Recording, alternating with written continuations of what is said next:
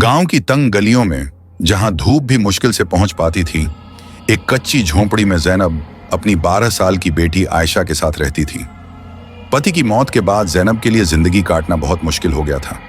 वह सुबह सुबह उठती, गांव के अमीर घरों में जाकर बर्तन धोती, फर्श साफ करती और शाम को थकी हारी वापस लौटती।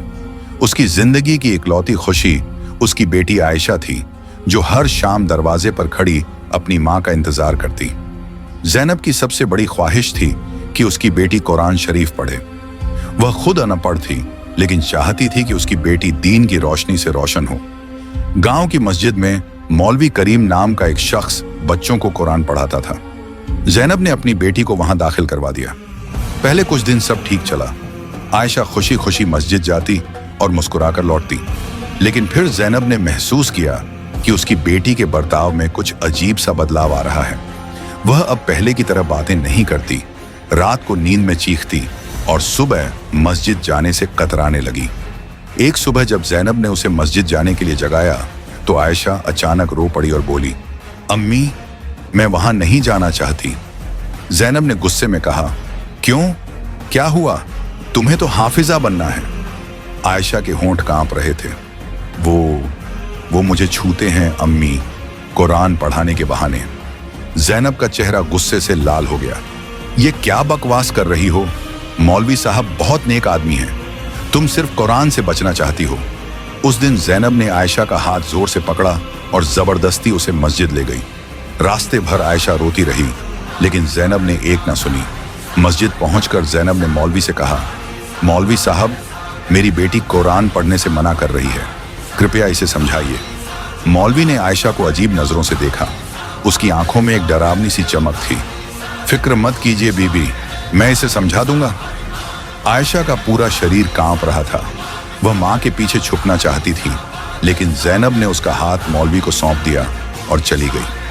अगले कई दिनों तक आयशा पूरी तरह बदल गई। वह हमेशा चुप रहती, किसी से बात नहीं करती, रात को नींद में चीखती, नहीं, मुझे छोड़ दो, मैं अम्मी को सब बता दूंगी। जैनब उसे झुंझलाकर कहती, सो जा, तुम्हें बस कुरान नहीं पढ़ना, इसलिए ये बहाने बना रही हो। एक दिन जैनब को घर लौटने में देर हो गई। जब वह पहुंची तो आयशा घर पर नहीं थी। उसने पूरे गांव में तलाश की, लेकिन बेटी का कहीं पता नहीं चला। आखिरकार वह मस्जिद पहुंची। मस्जिद का दरवाजा बंद था। अंदर से अजीब सी आवाजें आ रही थीं। जैनब ने जोर से दरवाजा खटखटाया। जब दरवाजा खुला तो जो मंजर उसने देखा, उससे उसकी रूह कांप गई।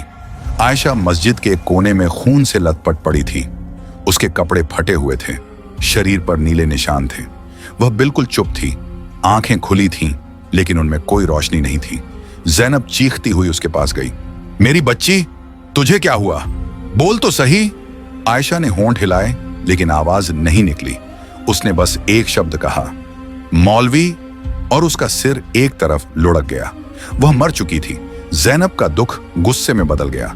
वह चीखती चिल्लाती गांव वालों के पास गई, मौलवी ने मेरी बेटी को मार डाला, उस दरिंदे को सजा दो। लेकिन किसी ने उसकी बात नहीं मानी। मौलवी साहब तो बहुत नेक आदमी हैं, तुम्हारी बेटी कहीं और मरी होगी। जैनब ने काजी से गुहार लगाई, लेकिन काजी ने कहा, सबूत कहां है? मौलवी साहब पर इल्जाम लगाना आसान है। एक रात जैनब ने एक तेज चाकू उठाया। वह चुपचाप मौलवी के घर पहुंची। मौलवी अकेला सो रहा था। जैनब ने चाकू उसके सीने पर रख दिया। मौलवी की आंखें खुल गईं। तुम? जैनब ने कहा, यह मेरी बेटी का बदला है, और उसने चाकू गहरे से घोंप दिया। अगली सुबह पूरे गांव में हलचल मच गई। मौलवी का घर जमीन में धंस चुका था। लोगों ने देखा कि मौलवी का शरीर जमीन में फंसा हुआ है, बस सिर बाहर था। वह चीख रहा था, मुझे निकालो, ये आयशा की मां ने मुझ पर लानत भेजी है। लेकिन जब लोगों ने उसे निकालने की कोशिश की तो जमीन और भी खुलने लगी। आखिरकार जमीन ने मौलवी को निगल लिया। सिर्फ उसकी चीखें हवा में गूंजती रहीं। इस घटना के बाद गांव वालों ने अपने बच्चों को कुरान पढ़ाने से पहले उस्तादों की अच्छे से जांच पड़ताल करना शुरू कर दिया। जैनब की कब्र पर हर साल लोग जमा होते हैं और ये दुआ करते हैं, अल्लाह हमारे बच्चों को हर बदनीयत इंसान से महफूज रखे, आमीन।